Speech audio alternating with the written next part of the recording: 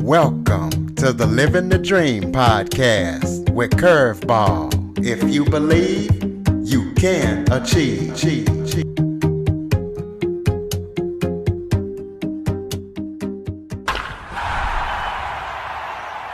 Welcome to Living the Dream with Curveball, a podcast where I interview guests that teach, motivate, and inspire.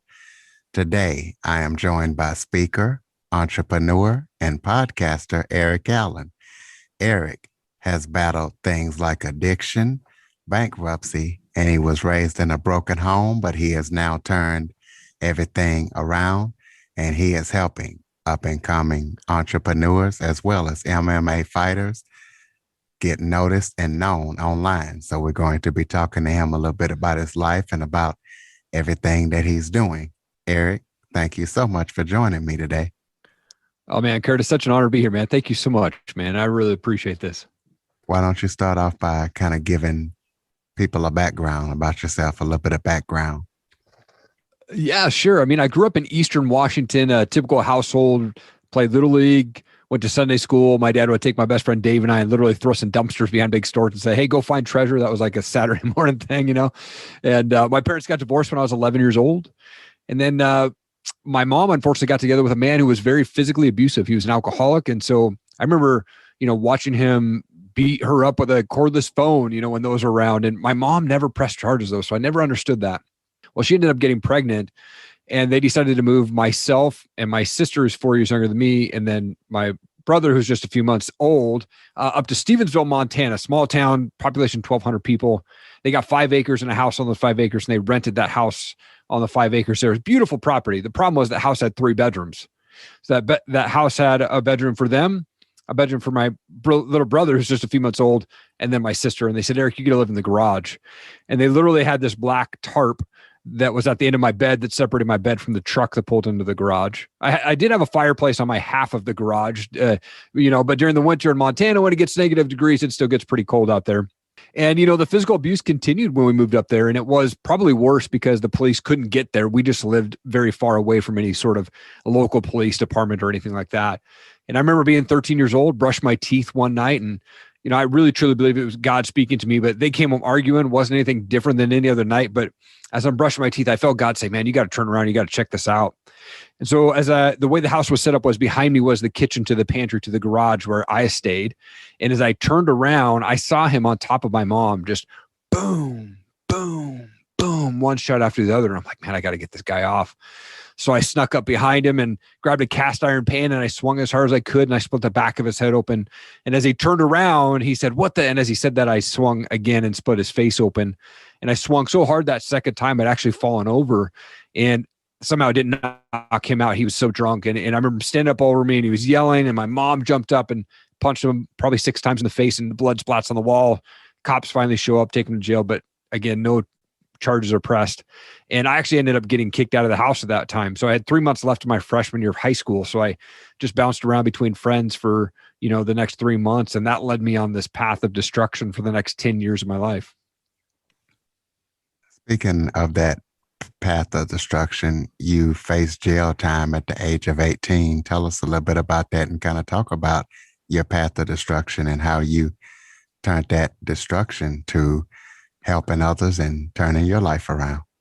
Yeah, thank you so much. I ended up going to live with my dad for my sophomore through senior year of high school, and he rented a house for us. He put $20 in the cup for my lunch money for the week, and then stuffed the freezer with Hunger Man meals and cereal and milk in the house, and then he'd go stay with his girlfriend. So I had no adult supervision and really no accountability. So I was getting into drugs at an early age, mostly pot, but I was taking mushrooms and taking acid and hash and whatever else I could get my hands on, And my senior year of high school, I got arrested for having a bong, which is it's actually legal in the state of Washington now, but at the time it wasn't. So I had to go spend the night in jail. I had black and white chain gang outfit on, bright orange slippers, and got on probation for a year.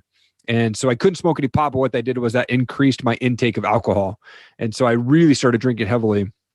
And so 2 weeks after I graduated high school, I woke up to a note that said, you can't comply with house rules. You have 48 hours to get out.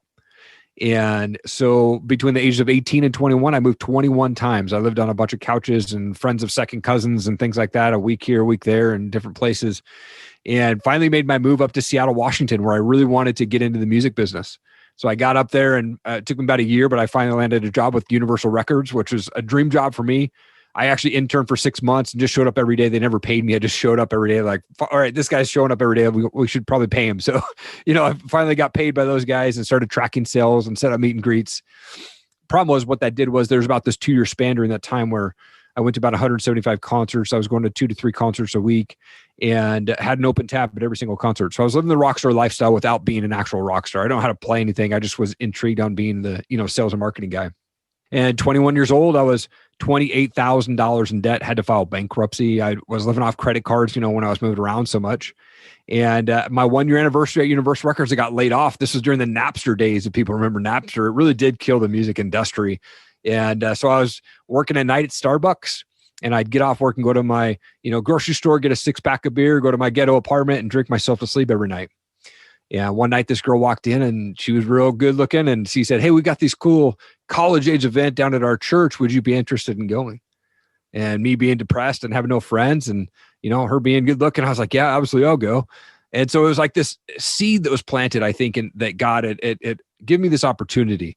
So I got down there and there was all these guys that I actually ran into that I knew from like years ago. "Hey man, I haven't seen you in 10 years, man. I haven't seen you in 7 years." So it's just this crazy kind of connection. And about a month later, it was Easter 2004. I was managing a band. We went out and played a concert and woke up on Easter morning, surrounded by probably 15 of my buddies all passed out. And in that moment, I felt God really speaking to me and said, "Man, you're going down this path of destruction and you've got to get off this road. You've got to get clean. You've got to get back on the right path." And I gave my life to Christ that morning. I just said, "God, whatever you need." And I quit cold turkey drugs, drinking cigarettes, everything right there. And then called that girl up that had invited me to that college age event and, got her voicemail. I said, "Hey, happy Easter. Maybe I'll see you at the Starbucks sometime." And a month later, we were dating. A year later, we were married. And now we've been married for almost 17 years. Well, that's an amazing story. So let's talk about how you got into MMA and helping entrepreneurs and MMA fighters get known online. How did you get into that? Yeah, I mean, I've always had an entrepreneurial spirit, like mowing lawns at 10 years old and, did network marketing early in my 20s, things like that. But then in 2012, my wife and I were sitting around. It was during the big tap out era. And I really wanted to get involved in mixed martial arts. I'm not a fighter, but I wanted to be on own my own business. So we started Top Rated MMA. My wife came up with the name and, we launched an apparel company. We made a lot of business mistakes, but it took off faster than we expected. We overbought inventory. I ended up donating a bunch, but it was around 2015. I got bored with it. I literally put an ad in Craigslist and said, "Who wants to buy this company for a few grand?" And one guy called me up and offered me a few grand for it. But in that call, I decided that I wasn't done yet. I didn't want to quit. And so I kind of restructured. And then in 2017, I launched the Top Rated MMA podcast. I had no idea what I was doing. I was in a walk-in closet for the first 100 episodes and didn't know to look in the camera. I had bad speakers, bad lighting. And really my reasoning for starting the podcast was I just wanted to ask fighters, why do you want to get in a cage to get punched in the face?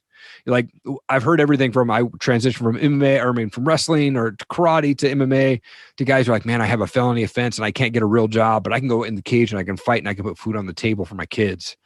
And so it's just cool. So it started to evolve like, man, I want to talk to real fighters and real stories. And so I really focus on these up and coming fighters where the majority of them are probably amateurs or early professional fighters globally. And so I like to get them on, get their name out there, and hopefully someone from another big promotion or another big sponsor might be able to pick them up based off them being on my show. And so that's been fun. And now we're 232 episodes into my podcast there. So that's been going strong. And then my other podcast is just the Erik Allen Show. And that's really where I focus on entrepreneurs, world changers, and success-minded people. Well, tell us about your Top Rated MMA. What does the business do? So right now it's just, we have the podcast, and then I do have my own heat press and hat press and stuff like that I just do onesie twosie prints and stuff like that just for local guys here in Idaho where I'm at. But now my job or my business is just to talk with fighters and help them get their name out. And so that's what I really enjoy. I'm just fascinated with people's stories. And so I'd love to find out, like, why do they want to get in the cage? And, especially the mindset of fighters, because I think as a fighter, you have to be so strong mentally on top of being, physically fit. And so that's really what I do with Top Rated MMA is I just talk with fighters and try to get their name out there. So tell us about some of the fighters that you have helped get their name out there, and now they're pretty much known and maybe household names. Yeah, Brady Heistan and Josh Rittenhouse, they're both on the Ultimate Fighter season right now. So they're on Fox right now. So I talked to those guys early on in their careers. Several of the fighters that I've had on my show have gone on to the UFC and done pretty well. Miranda Danger, Granger, she's in the UFC. Sabina Mazo, so it's been fun to talk to these guys and see them continue to grow. And I've been blessed to, have Ken Shamrock, the guy who started MMA, way back in the day. He's been on my show twice and become a good friend of mine over the years. And so, I love talking with guys and just trying to help them get their name out there. Absolutely. I did see that you interviewed Ken Shamrock. What was that like talking to him? Because not only did he do MMA, but, he was also in the WWE back in the 90s. What was that like interviewing him? It was so cool because I'd been watching him on TV forever and came across him and I just like, hey, Ken, would you mind coming on? I shot him an invite to come on my show. This is on the early days, or I wasn't. I would say probably I'm much better at inviting people on my show now than I was back then. But so I was really shocked that he was like, yeah, I'll come on. And so it was kind of this surreal day for me because on the entrepreneur side, I'd actually also gotten a phone call with Ed Milet the same day that I had Ken Shamrock on my show. So I talked to Ken and 2 hours later I talked to Ed Milet and it was like the craziest life-changing day ever for me. But Ken was just a chill, down-to-earth guy. He talked about his wrestling. He talked about, Valor Bare Knuckle, which is his new thing now that he's got going on, which I think will be really successful. And he's just a really great guy. His story is unbelievable. And just the way that he speaks is very confident. And, I think that he'll continue to do very well on the business side of stuff now that he's been kind of retired from the cage and the ring there. What's your dream interview? What's your dream fighter that you would like to interview? I love the Diaz brothers. Nick and Nate Diaz, both of those guys are probably my favorite fighters of all time. I'd love to have those guys on my show at some point. Donald Cerrone's another guy that I think would just be really fun to have on the show at some point. And, those guys are they've just been around forever and they'll take any fight on any moment. And so I love to see those guys fight and they're just seem like they're just great dudes. Do you have any upcoming projects that you're working on that people need to know about? Any bombshell interviews or anything? Right now, I'm hopefully we're working with Andy Frisella, so hopefully we'll have him in the next few months. The founder of First Form and 75 Hard, and he's got his podcast called MF CEO. But that's a guy that we're working on right now. I think we'll get him in the next couple months. Right now, I'm actually offering a free course to anybody for all the podcasts that I'm joining right now. It's just erikallen.com/foundations. And that will give you a free course to mindset. That'll give you a free course to branding, to marketing, everything like that. My coach typically sells that course for $997, but it's free to all of you and your guests and stuff like that. If they just go to erikallenmedia.com/foundations, they can get that for free. Absolutely. So listeners, please be sure to take part in that. It's $1,000 course being offered for free. You heard it here on the Living the Dream with Curveball podcast. So go ahead and give out your contact information. Tell people how they can keep up with you, your social media, anything you'd like to give out. Thank you so much, Curtis. Again, erikallenmedia.com is the website. I'm really active on Instagram, so it's just Erik, ERIK, Allen. And so I love commenting. I'll respond to all comments or respond to all DMs that come my way, and just love connecting with new people. I'm fascinated with people's stories. So, share your story with me in my DM. I love connecting with new people and love joining podcasts like this. And Curtis, I think your show is just awesome, and people definitely need to be listening to the show, man. Do you have any final thoughts to close it out for, just anybody, all that you've been through and overcome? I'm sure you have a lot of wisdom, so give it to us real quick. Man, I would just say one thing is your past doesn't have to define your future. You can make a change at any moment. Like literally you can make a change. And I know it's tough. And there's situations where you're like, man, I can't do this because I'm going to get judged. Who cares? Like if you need to make a change to better yourself, just make the change and you can do it and stick to it and be consistent with those changes and your life will be changed forever, man. They always say it's never too late to do the right thing. Yep. Erik, I'd like to thank you so much for joining me today. Man, Curtis, such an honor, man. This was a great show. Thank you so much. And listeners, please be sure to follow, rate, review after listening. And Android listeners, go to the Google Play Store and download the Living the Dream with Curveball podcast app. For more information on the Living the Dream podcast, visit www.djcurveball.com. Until next time, stay focused on living the dream.